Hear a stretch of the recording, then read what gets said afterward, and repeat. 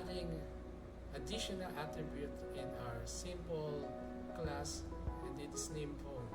Okay, as you can see, we have already created a new instance of our phone class, and then it is named as phone1.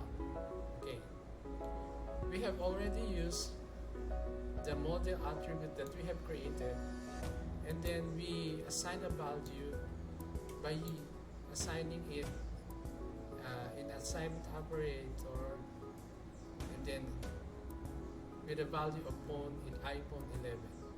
Okay, now we will be adding another attribute, and then let's say it as a volume attribute.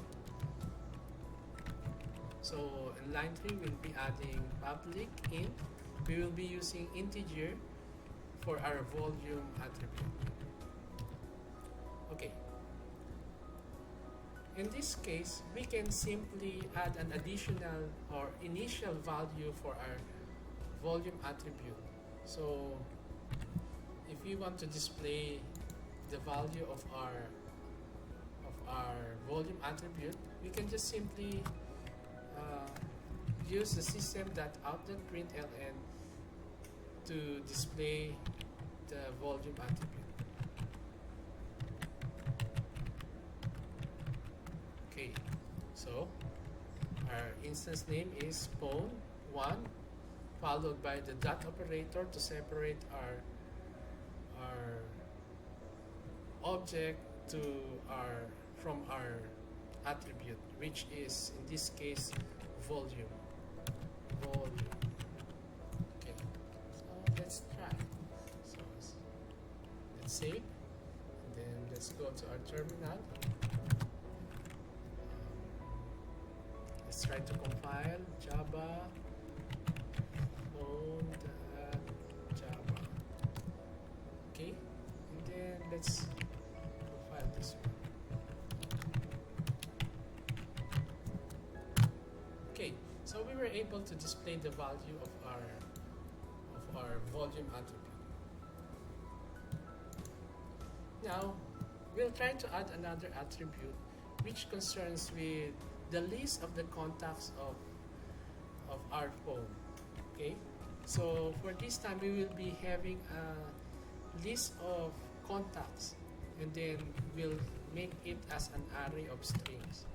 Okay, so strings, and then open and close curly brackets, and then followed by the string name. So let's name it as contacts, and then equal.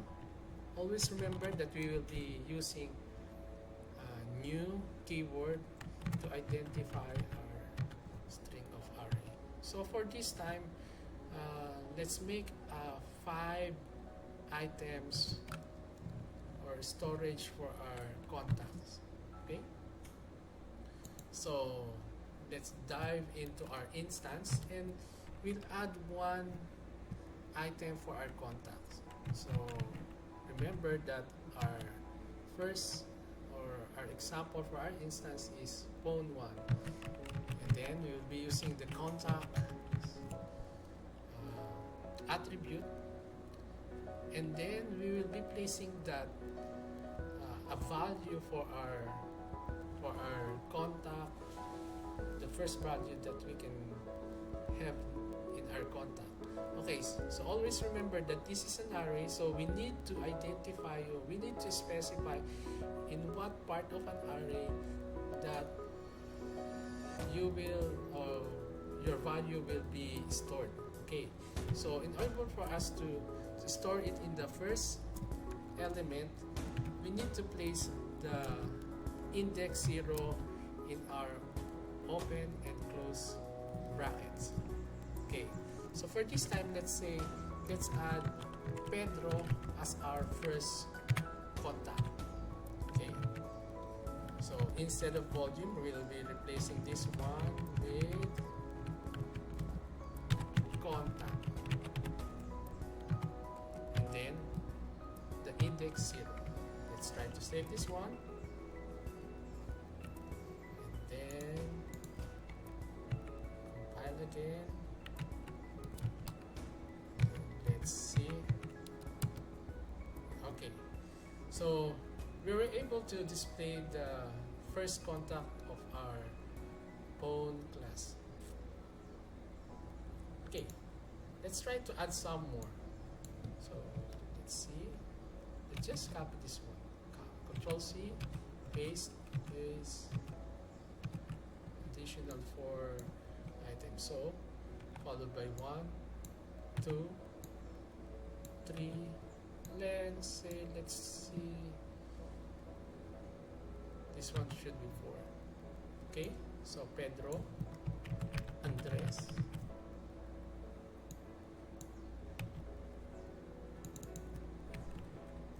Maria,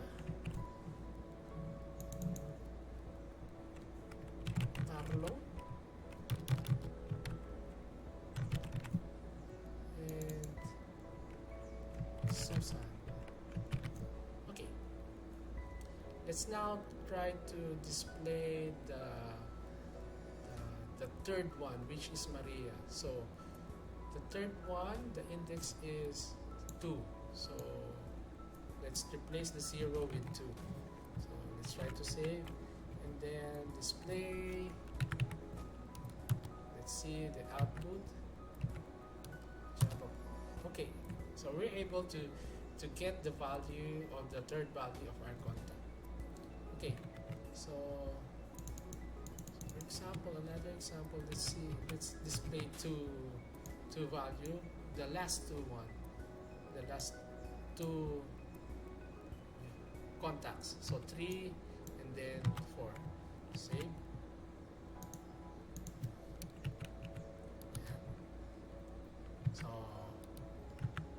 So pag nirun natin, we're able to see the last two values.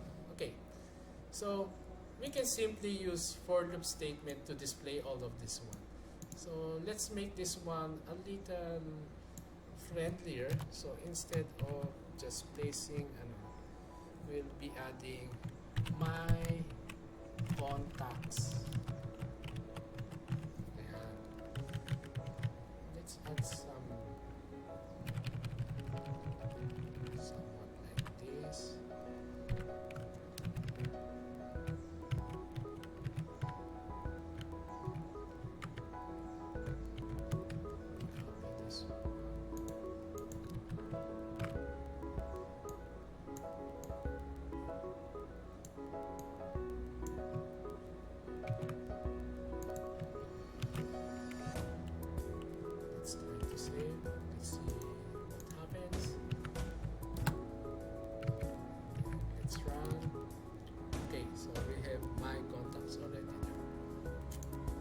Then we'll try to add, display all of them. Okay, we can simply use the for statement for our iteration. So we'll have integer I, which represent the index, and then let's have an initial value of 0, and then for our condition is that we have I, and then we'll simply get the length of our array. So in able for us to get that one, we should simply use the length property to get the length of the array. Okay, or you can just simply, because you have already here 5, you can just simply use 5 here. But to make your program flexible, you can use this one. And then we'll be having the incrementation value for your I. So I will be using I++. Okay. And then, okay, let's try to run this one. So what will happen? So compile the program. Oops, we have one error. Pawn1.contacts. Okay, so wrong attribute. We have an extra C here. So save again, and then compile. Oops, we're successful. Don't have any error anymore. And then let's try to run the program. Okay, so as you can see here, we have already 1, 2, 3, 4, 5 Susans. Okay, we're not able to display all of them because our index is just pointing to the fourth or the last element of the array. So to make it flexible, to make it see in every element, we will be using the I value, I variable for our index. So just replace this with I. So save, and then let's compile again, and then run. Okay, so we're able to display all of them. Okay, let's make this one a little exciting. So we'll add I plus.